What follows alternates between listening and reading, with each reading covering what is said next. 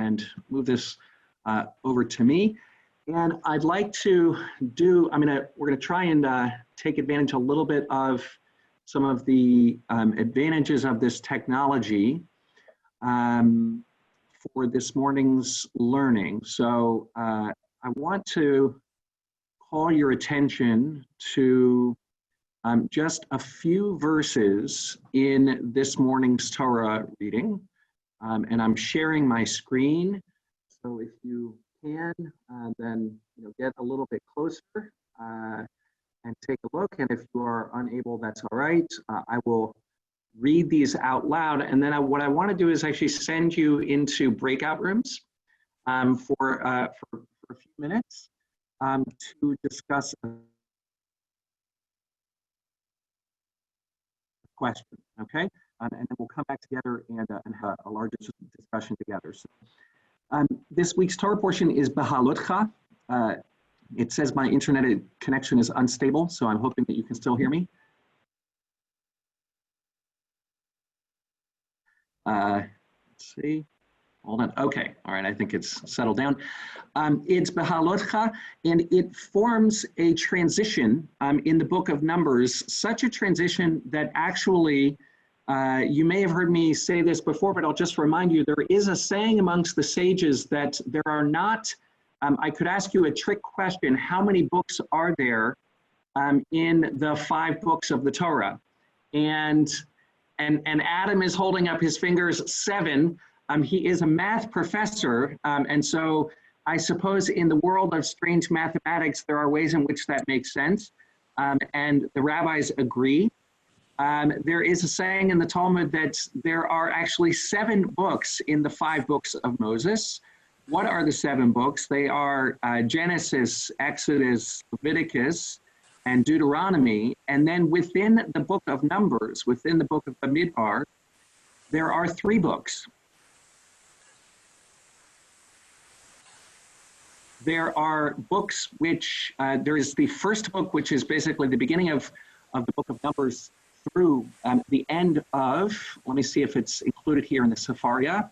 No, I don't, oh yes, they do have them. The beginning, let's see, hold on.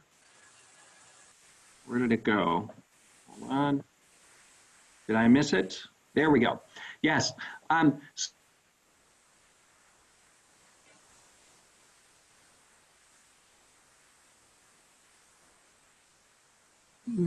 He's frozen. Is the discussion of the preparations for leaving Mount Sinai. Remember that the entire book of Leviticus is given at Mount Sinai. The construction of the tabernacle, the directions for the instruction of the tabernacle, obviously the 10 commandments before that take place at Mount Sinai, and everything in the book of Numbers so far has been a description of how, when the Jewish people, when the Israelite people are to leave Mount Sinai and begin the journey through the desert, which is not supposed to take that long, but when they are to travel through the desert with the ark and with the tabernacle, they're to be arranged in a particular way. So there's a census, there are rules which are given, and everything up until here is one book. Then you have these upside down, and I can't remember if they're upside down and backwards or just upside down. Somebody, I don't know, can say better. Jeff Darby always knows. But these upside down nuns, and they actually, I want you to know, these actually appear in the Sefer Torah itself, in the scroll of the Sefer Torah. I have my cursor right where this little upside down nun is in the parentheses. And then there is an entire book in these verses. These are verses that you know. Vayehi b'nso Haaron, Vayomer Moshe, Kuma, don't you miss this? I miss this. Kuma Adonai v'yafutzu oivecha v'yanusu misanecha mipanecha. So that is, and then, so which means what? When the ark was to set out, Moses would say, advance, O Lord, may your enemies be scattered and may your foes flee before you. And then this verse from when we put the Torah away, Uvnu Cho Yomar, that's the only part that we sing, but it's actually in the Siddur. It continues, Shuva Adonai Revivot Alfei Yisrael. And when the ark halted, he would say, return, O Lord, you who are Israel's myriads of thousands. And that is itself its own book, because as you see, there are these nuns. And according to Chazal, the nuns sort of bracketed off these two verses. And I want to say, these two verses are the ideal. They're how it should have been, right? Israel leaving Mount Har Sinai. When the ark would travel, Moses would proclaim, and when it would sit down, and everything worked, and it all worked for two lousy verses. And then there's a third book of the Torah, okay? And the third book of the Torah is everything that comes after in the book of Midbar, in the book of Numbers. And how does this book begin? Vayehi ha'am kemit'onenim ra be'oznei Adonai. The people took to complaining, kvetching bitterly before the Lord.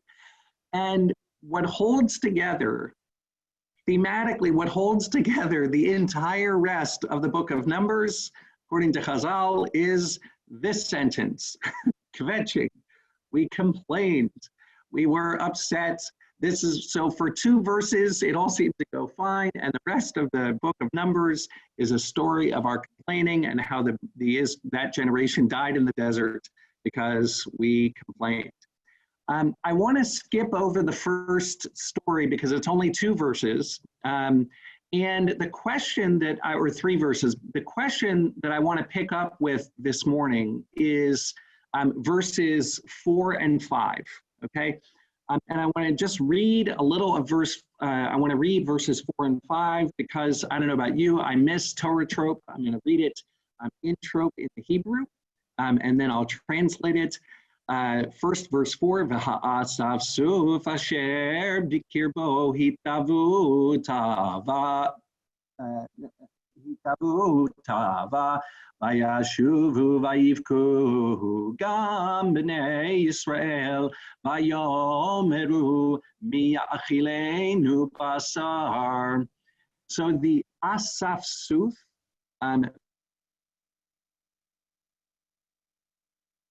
for those of you who are fans of flicative form, because you have saf saf, saf saf, and the great translation here is riff raff,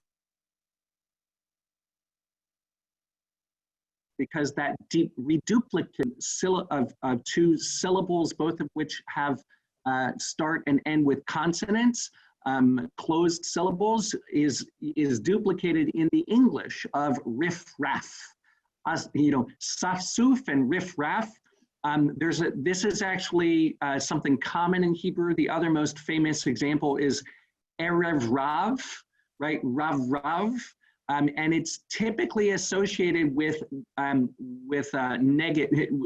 sort of diminution.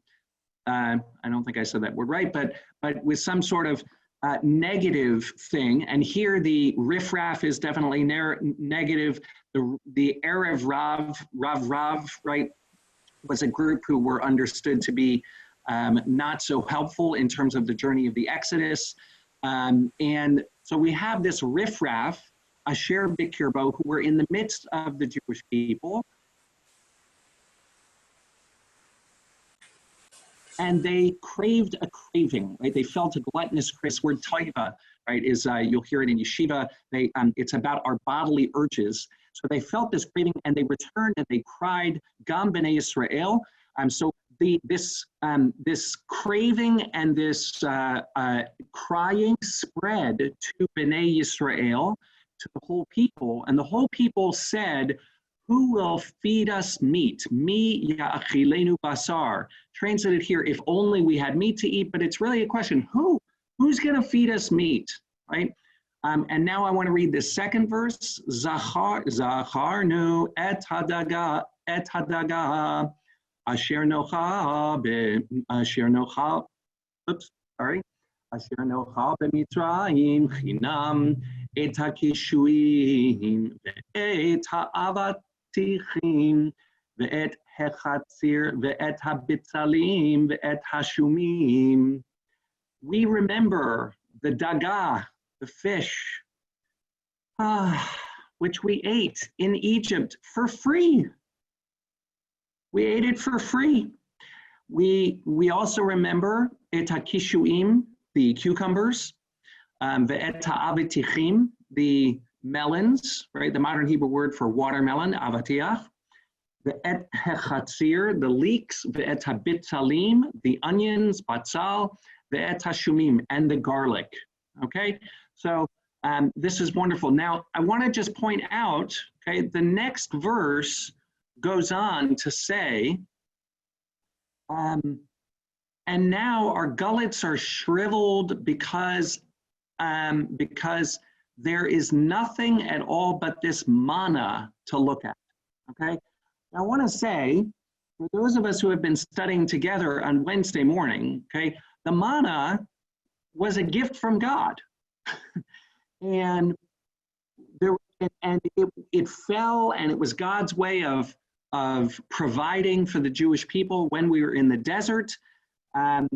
It's supposed to be perfect. It tastes like whatever you want it to taste like, but the people, that is not good enough for the people. And what they're saying is, Mi ya'achilenu basar, right? Who's going to feed us meat? And then, quite amazingly, they say, we remember the fish which we would eat in Egypt for free. So what I want you to do, I'm going to stop the screen share for a minute. And what I want you to do is to go into breakout rooms. Let's see, Alan. I hope that Alan is still there. Otherwise, my plan may have to be scrubbed. I am here. Oh, good. I am here. Alan is going to send you into breakout rooms for, let's say, 4 or 5 minutes. And what I would like you to just discuss is of this phrase, we remember the fish that we used to eat for free in Egypt, okay? Because I want to tell you, there's a group of us who are studying the Exodus verse by verse, and we have gone through the entire slavery story. And I want to reassure you, we've done word by word, verse by verse. There is nothing in the entire book of Exodus that describes the Israelites sitting down for a nice salmon dinner, okay? Nowhere to be found, okay? This is and not for free. And not for free. And not for free, right? There's nothing here for free. In fact, one could argue that if the price for it, okay? And so I'm curious, I would like you to just discuss amongst yourselves, what do you make of the Israelites now saying in the desert, by the way, when they have free manna, when they have manna just falling from heaven, we remember the free fish in Egypt. Oi, how good it was. It was so tasty. It was lovely. You had it with a little béarnaise sauce. It was yummy. We wish what do you make of this fantastical memory? Okay, so let's go into breakout rooms. Please accept your choice.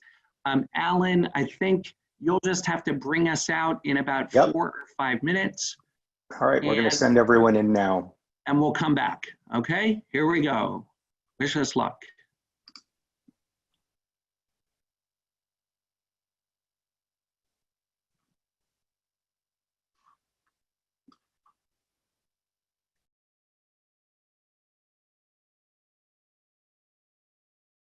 I think we are all back.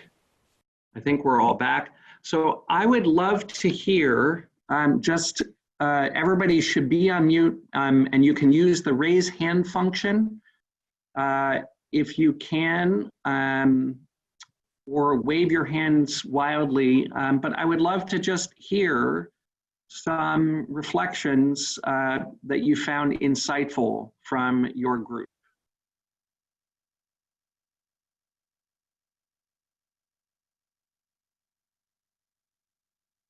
Natalie, go ahead and unmute yourself and tell us what you heard.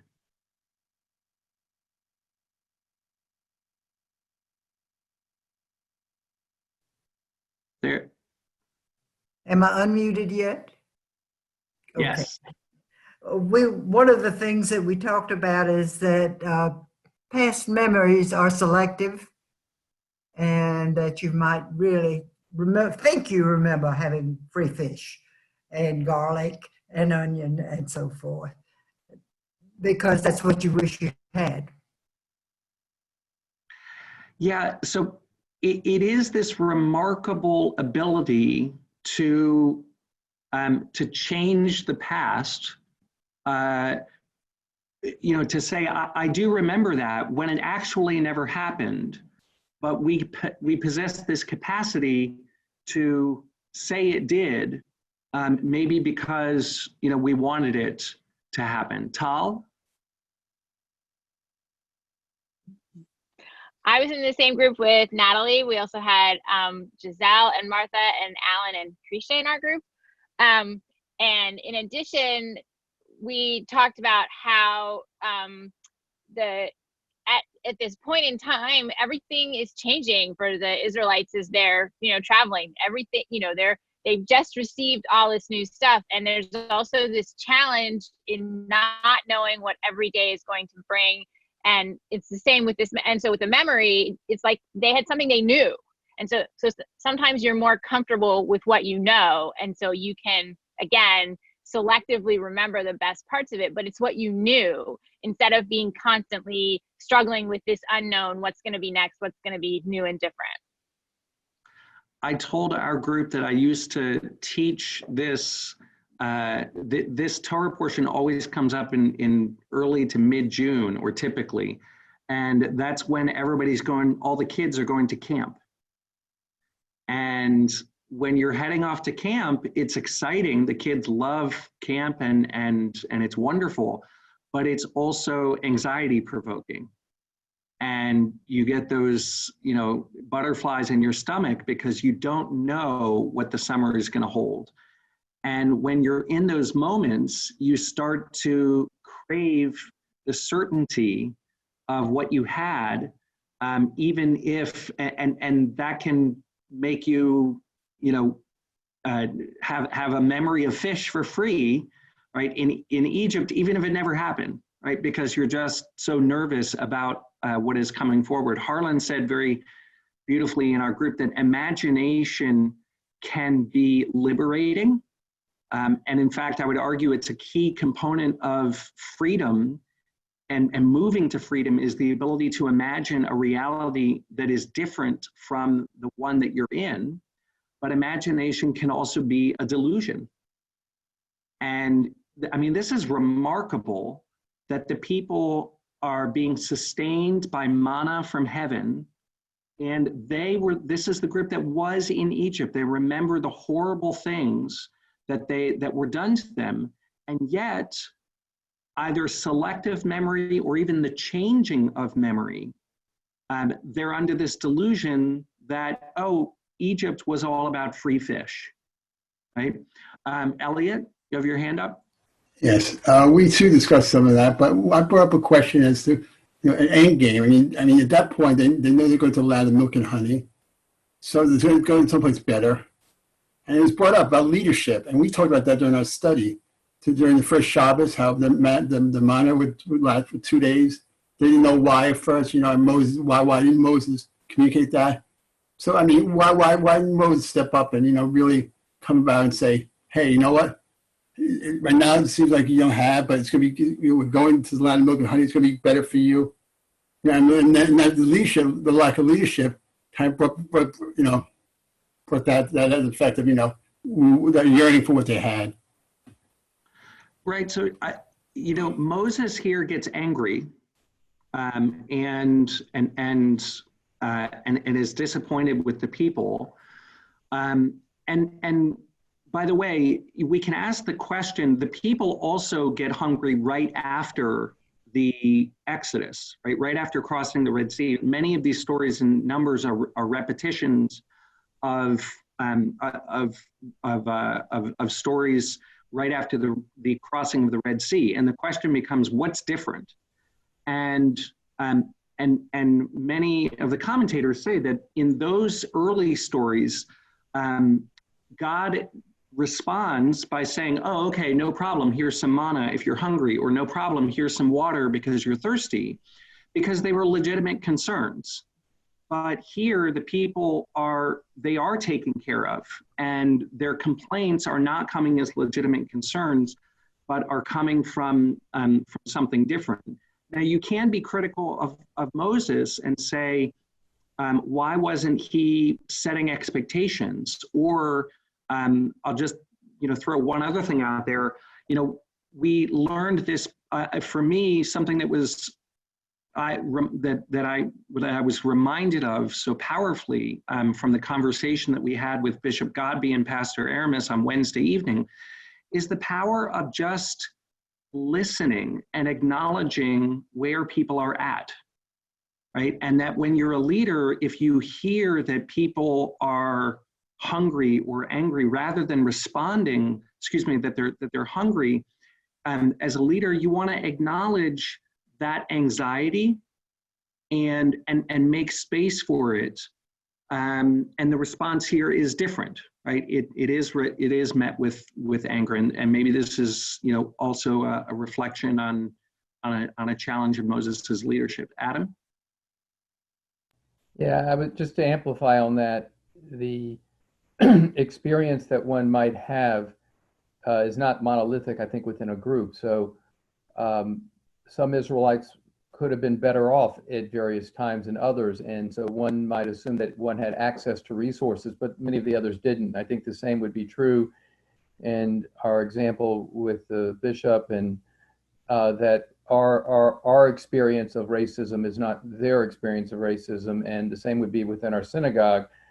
Some people may find that the experience of Zoom on Shabbat is fine, or that you have sufficient access to whatever, but a lot of people within our congregation may not. And I think it's beyond the leader. I think it's all of us to be aware at all times of the needs of others. And so maybe this helps remind us. Thank you. And a blessing that I've experienced with Zoom is that, as an example, many people in our congregation who have physical disabilities have been able to tune in on Zoom and participate more than when our services are only at the building. And so I think it's what's interesting about the case in Numbers is that, when we read about manna in earlier in the book of Exodus, we're told the hamarbe lo mam'it v'ha mam'it lo hechsar, which means the person who sort of gathered up a lot, didn't end up having leftover, and the person who gathered up just a little bit didn't end up having too little. And so the manna is sort of this example of the ideal that everybody actually is perfectly provided for, right? And yet there's still, where this is coming from, is still a sense of lack, right? But I do think, in the real world, right, not in the desert, but as we enter into the land of Israel, as we enter into a world where we're responsible for providing food for everyone, where we are responsible for that equality, a key element of leadership and a key element of our communities is always looking around and saying, who does this system provide for, and who does the system not provide for? Susanna, and then maybe I'll offer a couple of things from our tradition, and we'll wrap up. I was just gonna quick comment, expanding on what you said, Adam, of the kind of other people, different experiences would be holding enough space to remember just because we don't understand or have someone else's experience doesn't mean it's not their truth, and that kind of thing. Thank you. So I want to share, Nechama Leibowitz has a beautiful expansion of all of the commentators in her weekly studies from the Parsha. And I want to share just two comments which represent two streams of commentary. One stream of commentary, one of the funnest ones I'll just read to you, is from Luzzatto. And Luzzatto writes the word chinam, right, that we remember the fish that we got for free, implies nothing less than free of charge, since the Egyptians supported the Israelites, providing them with cheap items of food such as fish and cucumbers, which were plentiful in Egypt. In other words, the whole approach of this stream of commentators is to say, no, they're actually remembering something which was true, right? Which is that we did get free fish. And this is very interesting. Eric, you may be able to comment on the historical veracity of what Luzzatto brings. But Herodotus, he says, we find that Herodotus informs us that on one of the Egyptian pyramids was an inscription reading that the king who erected it expended 1,600 measures of garlic and onions on food for the workmen. Herodotus further states that the Egyptians did not themselves eat fish. Okay, I never heard of Egyptians not eating fish, and it was therefore understandable why they gave it to the Israelites. So this is, and many of the rabbis will sort of go in this direction and say, no, when a king has a workforce, the king, and there's a beautiful quotation from the book of Proverbs, the righteous man knows the soul of his beast, but the mercies of the cruel are wicked. And what the rabbis use this to explain that a good person knows the limits of their animal, and that they've toiled enough and gives them a measure of barley, gives them enough food so that they have energy for their labor. The wicked man, on the other hand, gives a double or triple measure and then works it double its capacity. His quote unquote mercy in giving it more food is really cruelty to drive it mercilessly beyond its normal capacity. So this stream of commentary is to say, no, there actually was a lot of fish. And the king, the pharaoh, and the interest of the Egyptians was give them all the fish that they want, give them all the fruits and vegetables that they want, because the more that we feed them, that we keep them well fed, the more mercilessly we get to work, right? And so the selective memory, according to this stream of commentators, is we don't remember the cruelty, but we remember the plenty. But what we're remembering, and so the illusion is actually selectively not remembering everything that came along with something that was actually real, right? Which is that, yes, we got a lot of fish. Rashi takes a different approach, and I had it up here on the screen, and I'll share it again on this wonderful Sefaria page. Sefaria is an amazing program. It's this website where you go to a verse and then you click on it, and then all of the commentaries come up. So over here, Rashi's famous comment, he says, if you say that they meant that the Egyptians gave them fish for nothing without payment, then I ask, but does it not state, go therefore now and work, for there shall be no straw, for there shall no straw be given to you. Now, if they did not give them straw for nothing, would they have given them fish for nothing? Right? Which is a pretty good question, right? And so based on that question, Rashi says free doesn't mean that the Israelites actually got fish for free. It means free from, without us having been burdened with heavenly commands, mitzvot, right? So Rashi's famous comment here is to say, when it says fish for free, they're not remembering actual fish that they got for free. In our book, in our group, Elliot Levitt was studying this passage with the synagogue earlier this morning. And in that study group, someone mentioned that the Talmud reads the fish for free as a euphemism for sexuality. Fish is a symbol of fertility. When Jacob blesses Joseph, what does he say? He says, "V'yidgu larov." Yidgu is that word dag, right? And it's a biblical expression for saying that you should be you should multiply and be as fertile as fish. And if you see a big swarm of fish, you get the idea of why that was a symbol of fertility. And so for the rabbis, they said this is a euphemism for for basically promiscuity or promiscuity. We remember how when we were slaves, there were none of these rules, right? There were none of these mitzvot that put limits on our behavior. We got to do whatever we want.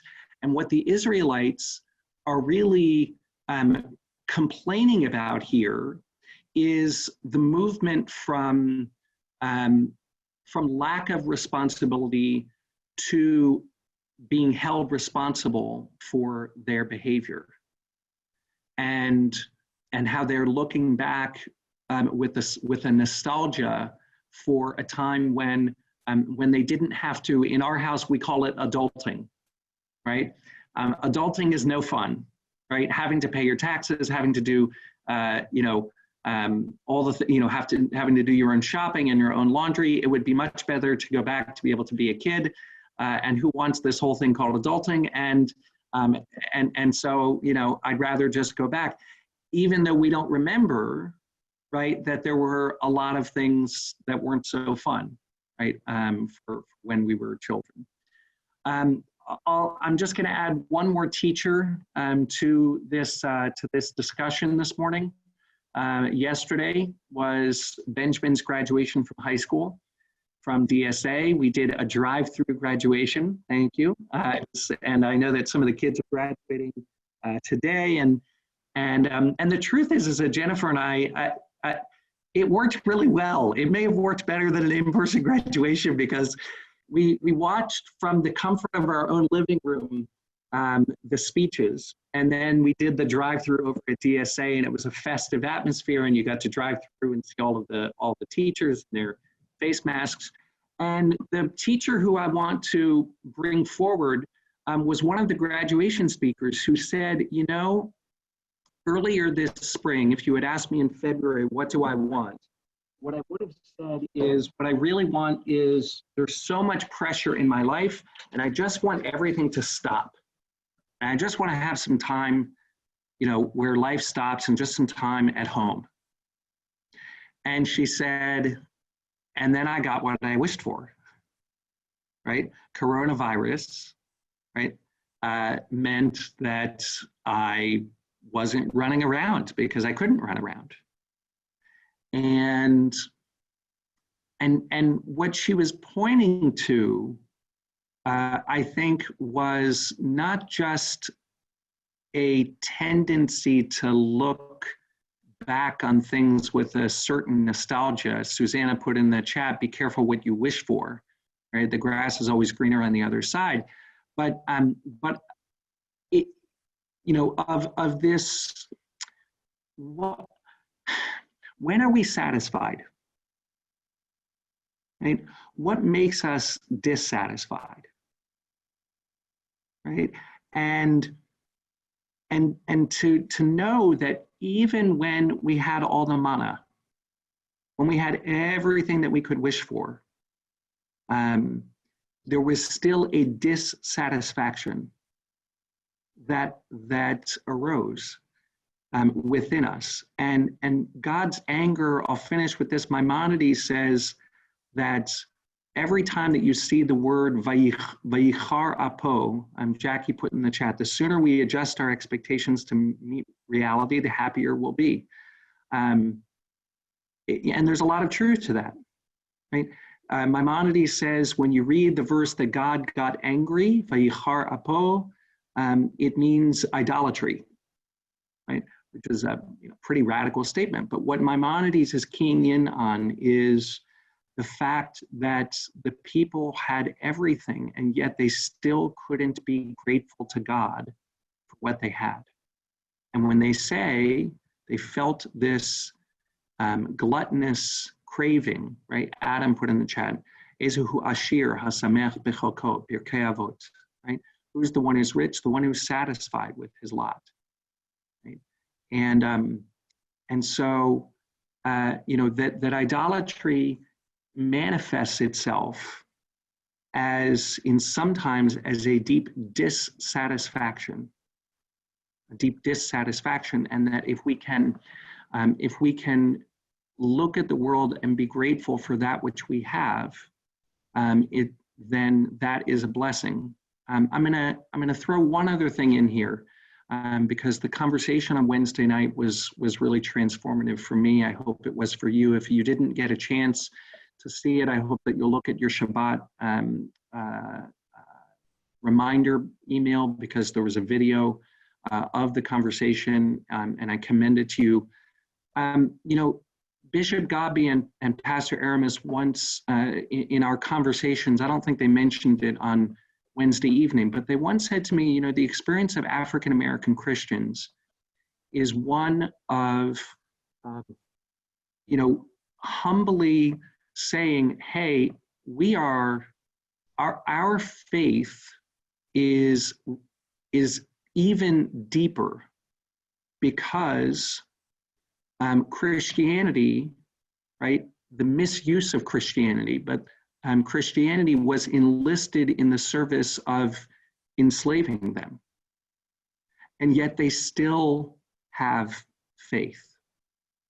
Right? And when they think about their approach to Christianity, they say, you know, that would have been an opportunity to just walk away. But we are able to see that that was not the use of Christianity, but the abuse of Christianity. And I have to say that I find an enormous, one of the reasons I have so much admiration is that incredible balance to be able to say, we are dissatisfied with the world as it presents itself to us because it's unjust and it's wrong, whether that's slavery or whether that's the ongoing racism that continues to affect the African American community. And we're not going to let ourselves be, quote unquote, pacified or satisfied. And yet at the same time to hold on to a tremendous sense of faith when they had every reason to walk away from a life of faith. And so to be able to, I really see that as a model for all of us. Can we hold on to a sense of dissatisfaction with injustice, with evil that plagues the world? And can I hold on to a sense of faith and gratitude for all of the blessings that we have? Shabbat Shalom. Shabbat Shalom.